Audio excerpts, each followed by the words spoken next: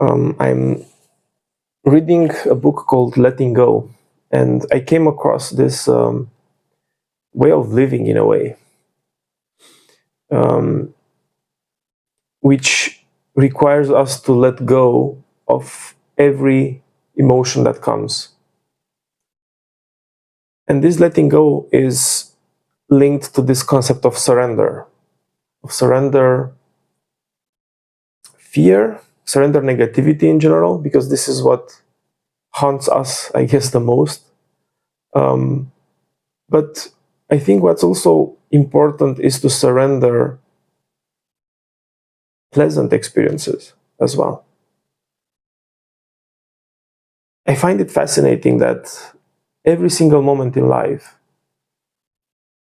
comes with this projected expectation of how will the next moment appear,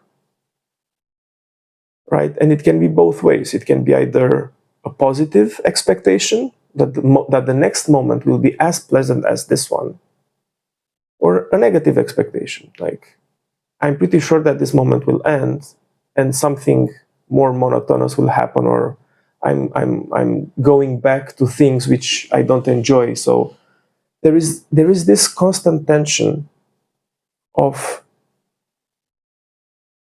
expecting the future to happen, even if it's good or bad, irrespective, and compromising the quality of this moment because we cannot not think about what will happen next.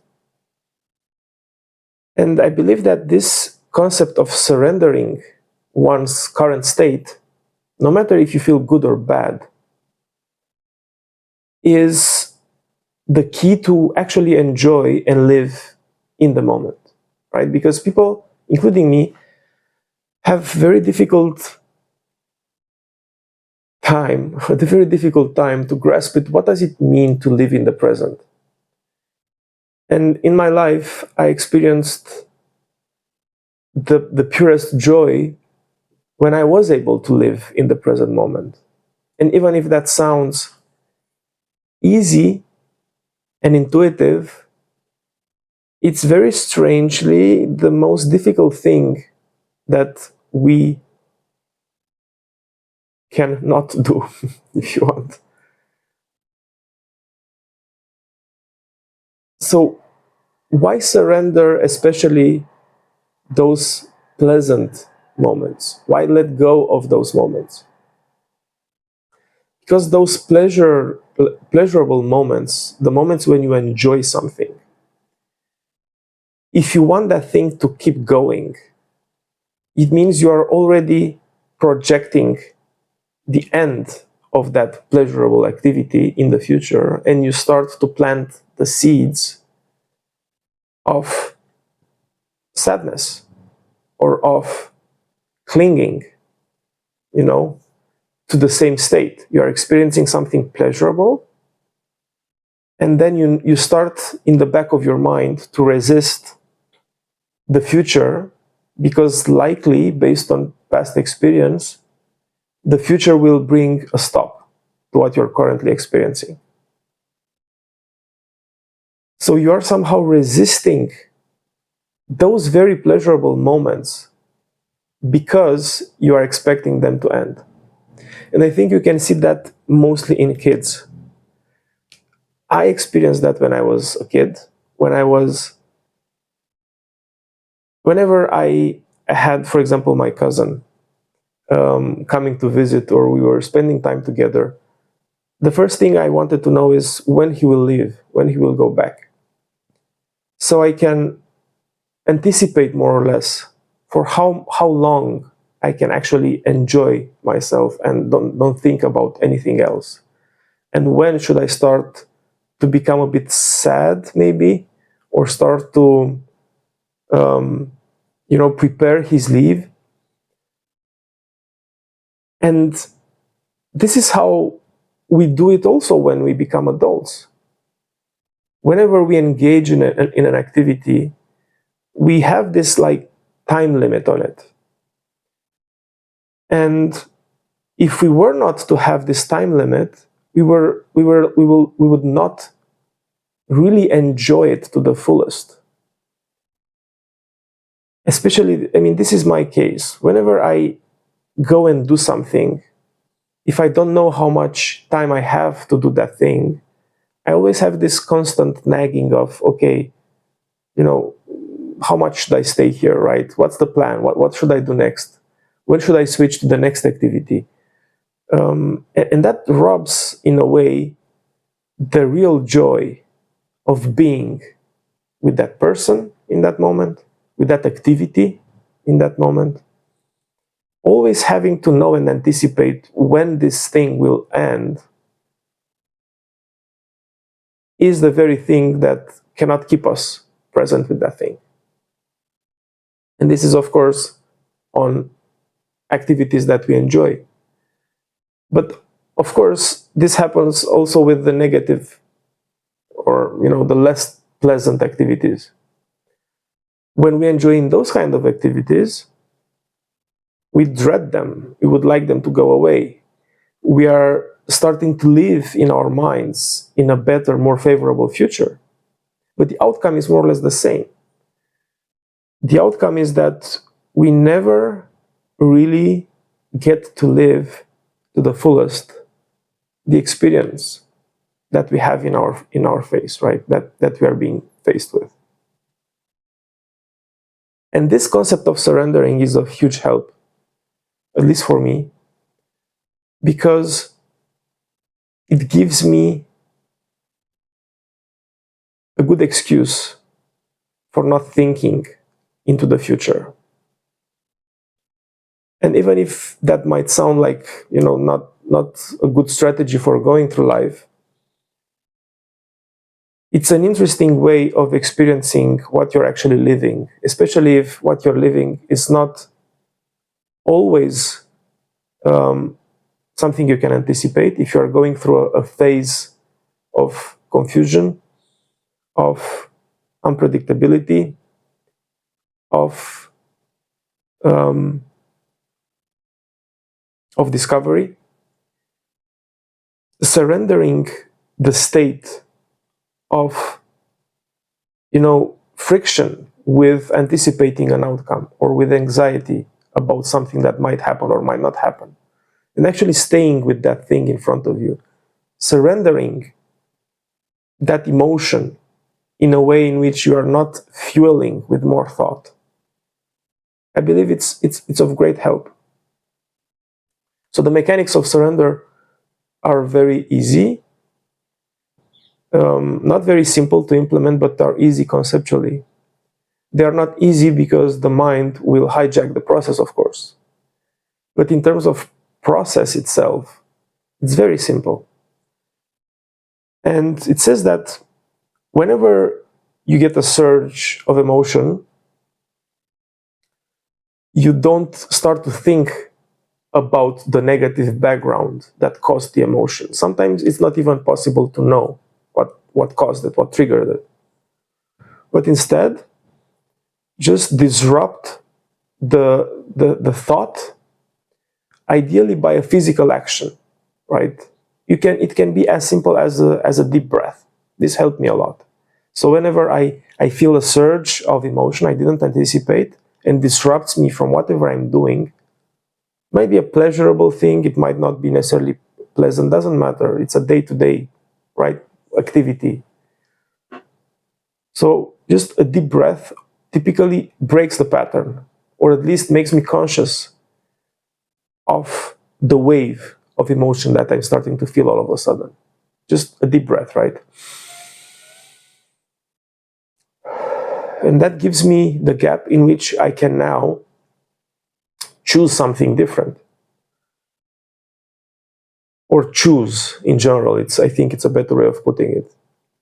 If I would not do this breath, I would not have the gap in between what I'm feeling and the accompanying thoughts that would be generated by the emotion. So the next thing is to just be curious about the emotion itself, about the feeling, the nature of it, the texture of it. Where is it experienced in the body? Typically, right, in this area around the heart, for me at least. And then I start to just sit with it. It's very difficult to explain. What does it mean to sit with an emotion? It means to become curious from the inside on how the experience, how the emotion exists. How does it manifest? How does it feel specifically and where? Is it heavy? Is it light? Does it have a color? Does it have a pattern? How does it look like, this emotion? And just by staying with it, becoming curious of it, inspecting it, not judging that it's there, not wanting for it to go away, not wishing for it to be any different, but just be curious about its nature, its raw nature, its texture, the way it appears, exactly like that. It makes it fade away. So the power of your conscious attention forces you in a state of equilibrium, in a way. This attention focused within forces us to become present, because it takes off, right, the responsibility of the mind to understand what's happening in that very moment. Because if an emotion is intense enough, the mind will very fast go into overwhelm, because the accompanying thoughts with an intense emotion, especially if we tend to label it as negative, it's very intense, right? The overwhelming narrative that tries to make sense of that emotion is just fueling that emotion more and more. So we end up very fast in a vicious cycle of fueling a negative emotion that we want to run away from. And this is the price that we have to pay for not finding a way to actually be with that emotion, with that experience of life. Because that experience of life in that very moment is your life. Whatever you feel, however you feel, in every moment is everything you have, right, in that moment. That subjective experience, no matter how hard it is, it's all you know in that moment. So how to go through it without wanting it to be different is to accept it, that it's already there by the time you start thinking about it. Again, it's very easy conceptually, it's very difficult to do it in practice. Because when, anxiety hits, or fear hits, or even intense frustration hits, the default way of dealing with it is to do whatever feels easy and intuitive to make it go away, right? And we tend to rationalize it. We tend to explain it in our minds. But the way that you explain a negative thing when it comes is through this negative lens that the feeling or the emotion gives it, right? There is this negative texture that your words articulate better and better. You cannot have joyful thoughts and, in context of negative feelings. It's just not possible. You would feel this incongruence and you would not allow yourself to have good thoughts, positive thoughts.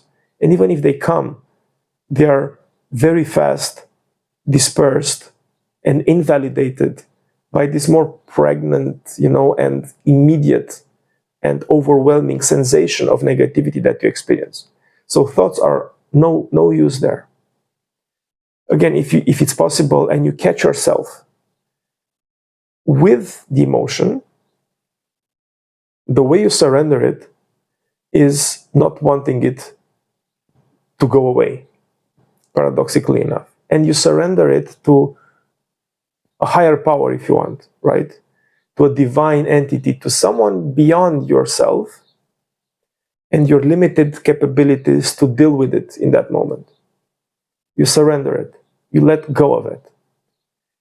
You not resist it, you not give up on trying to face it, it's easier than that. It's a release, right?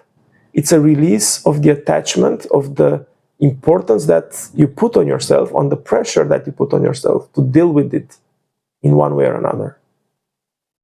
So much better than that is just to let it be there. Let it be there. Allow it to be there, because that's, again, your conscious experience, but let it be there. What will happen if you just allow it to be there? Allow it. Allow it, be curious about it, and see what happens. The half-life of this kind of emotions is quite short if you don't fuel it with the accompanying negative thoughts, typically. And the good thing is that the more you surrender this kind of states, the easier will be to catch them in the first place. And they will occur with,